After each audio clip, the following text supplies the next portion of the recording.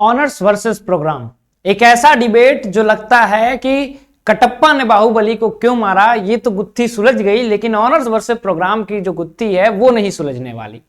Honours से क्या फायदा है, प्रोग्राम से क्या फायदा है, बीए बीएससी बीकॉम ऑनर्स क्या है, बीए बीएससी बीकॉम प्रोग्राम क्या होता है, किस यूनिवर्सिटीज में होते हैं, किस यूनिवर्सिटीज में ऑनर्स और प्रोग्राम होते हैं, कि कौन सी यूनिवर्सिटी अच्छी होती है, ऑनर्स करूंगा तो मुझे जॉब अपॉर्चुनिटी क्या मिलेगी, प्रोग्राम करूंगा तो मुझे जॉब अपॉर्चुनिटी क्या मिलेगी, कट ऑफ किसका ज्यादा है, सीट्स किसकी ज्यादा हैं, इन सब पे हम लोग बात करने वाले हैं। तो इस चैनल पे अगर आप नए हैं तो सब्सक्राइब कर लीजिए और आप देखिएगा कि किस तरह से आपके इस परीक्षा के शुरुआत से लेकर के अंत तक हम आप लोगों की मदद करने वाले हैं। नमस्कार, स्वागत है आप सभी लोगों का बेसिक शिक्षा के इस ऑनलाइन लर्निंग प्लेटफॉर्म पे। तो उम्मीद करता हूं कि आपका प्रिपरेशन बढ़िया चल रहा होगा। तो ऑनर्स वर्सेस इस प्रोग्राम के डिबेट में मैं आज आप लोगों को वन वीडियो सॉल्यूशन देने वाला हूं, जहां पे मैं आपको बताऊंगा कि डिफरेंसेस क्या होते हैं, जॉब अपॉर्चुनिटीज क्या हैं, सीट्स क्या हैं, यूनिवर्सिटीज क्या हैं, और बेसिकली इसके बारे में सारी चीजें बताऊंगा, सारे कोर्सेज के बारे में बताऊंगा।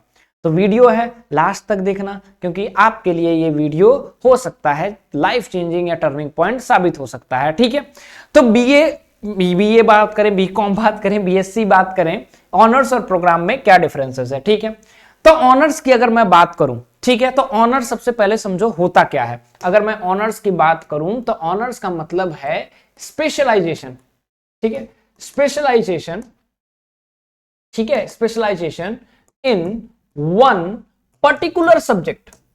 ठीक है, वन पर्टिकुलर सब्जेक्ट, कि आप जो है एक पर्टिकुलर सब्जेक्ट में स्पेशलाइजेशन हासिल कर रहे हैं। जैसे कि टॉप की यूनिवर्सिटीज में बात करूं तो बीएचयू, चाहे वो बीए हो, बीकॉम हो, बीएससी हो, बीएचयू जो है ऑनर्स प्रोवाइड करता है। अब ये ऑनर्स का मतलब क्या होता है?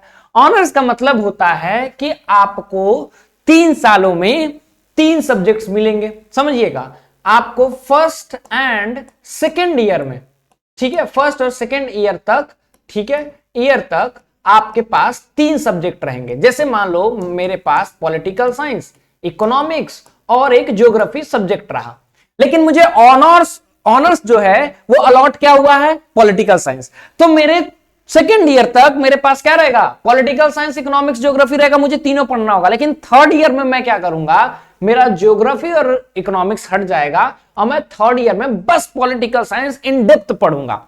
मतलब कि मेरा स्पेशलाइजेशन पॉलिटिकल साइंस में हो जाएगा। तो उससे मुझे फायदा क्या होगा? अगर मैं टीचर बनना चाहता हूं, ठीक है, तो आपके लिए अच्छा है। अगर आप रिसर्च करना चाहते हैं, ठीक है, तो रिसर्च कब करोगे? जब एक सब्जेक्ट का जानकारी होगा तब करोगे। या फिर तुम प्रोफेसर बनना चाहते हो, ठीक है, तो तुमको चाहिए।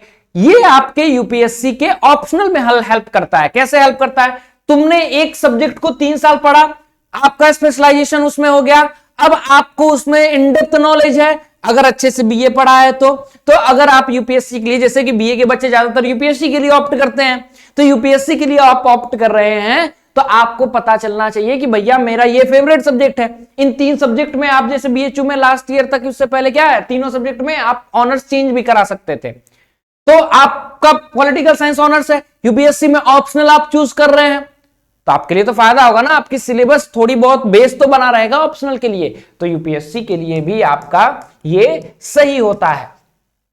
ठीक है, उसके बाद अगर हम बात करें कि और किसके लिए बेटर होता है, तो और अगर हम लोग देखें तो आप किसी एक सब्जेक्ट स्पेसिफिक में, चाहे आप पॉलिटिकल साइंटिस्ट बनना चाहते हो, पॉलिटिकल एक्सपर्ट बनना चाहते हो, तो उस फेज में किसी एक सब्जेक्ट स्पेसिफिक में आपका जो है डिमांड है, क्या है, उसके बारे में होता है। अगर बात करें फी स्ट्रक्चर के बारे में, तो जैसे कि बीएचयू हुआ, ठीक है, देन आपका डीयू हुआ, ठीक है, डीयू में भी ऑनर्स प्रोग्राम दोनों चलता है। तो ऑनर्स की बात करूं तो फी स्ट्रक्चर ऑनर्स का जो है वो जो है ज्यादा रहता है एज कंपेयर टू, ठीक है, एज कंपेयर टू प्रोग्राम से कंपैरिजन में ये ज्यादा रहता है।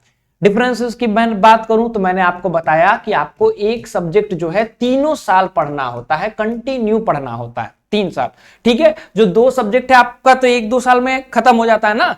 जो 2 आपके माइनर सब्जेक्ट होते हैं वो खत्म हो जाते हैं। मेजर एक सब्जेक्ट रहता है जो आपको ऑनर्स अलॉट किया जाता है। ठीक है, नेक्स्ट चलते हैं बीए प्रोग्राम की तरफ। बीए प्रोग्राम क्या है आप समझिए। मान लीजिए मुझे प्रोग्राम मिला है इकोनॉमिक्स, ठीक है, economics and plus political science का, ठीक है।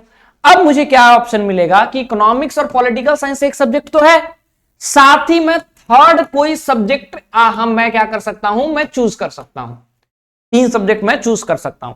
यहां पे मैं 3 सब्जेक्ट चूज करूंगा और आखिरी साल में जो मेरा लास्ट ईयर होगा, यहां पे एक सब्जेक्ट नहीं रहेगा, मेरा यहां पे मिनिमम 2 सब्जेक्ट्स रहेंगे।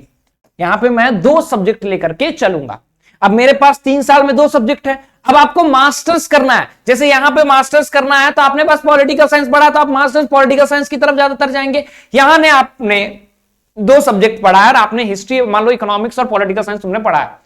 अब तुमको लगता है इकोनॉमिक्स में मेरा इंटरेस्ट नहीं, पॉलिटिकल साइंस में, मास्टर तुम पॉलिटिकल साइंस से कर लो। आप एप्लीकेबल बीएचयू के लिए भी हो जाएंगे, जो कहता है कि एक सब्जेक्ट आप 3 साल पढ़े रहने चाहिए, तो आप इसके लिए भी एप्लीकेबल हो जाएंगे। तो मेजर डिफरेंस यही होता है, यहां पे ऑनर्स में बेसिकली एक सब्जेक्ट को तुमको हमेशा पढ़ना होगा। The same will go with science stream and the BCom stream. और यहां पे क्या है, 2 सब्जेक्ट को till the last year you have to go. तो स्पेशलाइजेशन यहां पे नहीं होता। यूनिवर्सिटी की मैं बात करूं तो डीयू टॉप में आता है, एयू आता है, यहां पे बीए प्रोग्राम, एयू में तो बीए प्रोग्राम ही होता है, डीयू में ऑनर्स प्रोग्राम दोनों होता है, ठीक है। डिफरेंस की बात करूं तो ऑनर्स के कंपैरिजन में यहां पे कम होता है फी।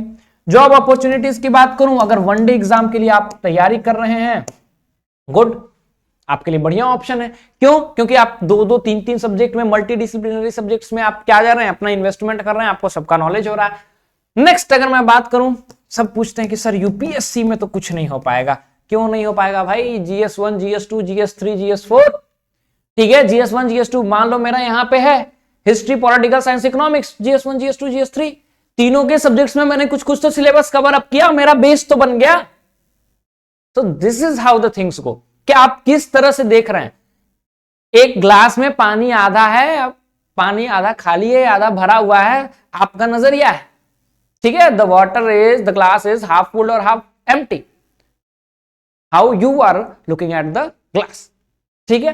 तो ये हो सकता है। दूसरी चीज, आप यहां से मास्टर्स में जो कर सकते हैं, मास्टर्स अपने इंटरेस्ट के हिसाब से कर सकते हैं, ठीक है। यहां पे आप जो टीचर वाले एरिया में है, आपको चेंज करना पड़ेगा।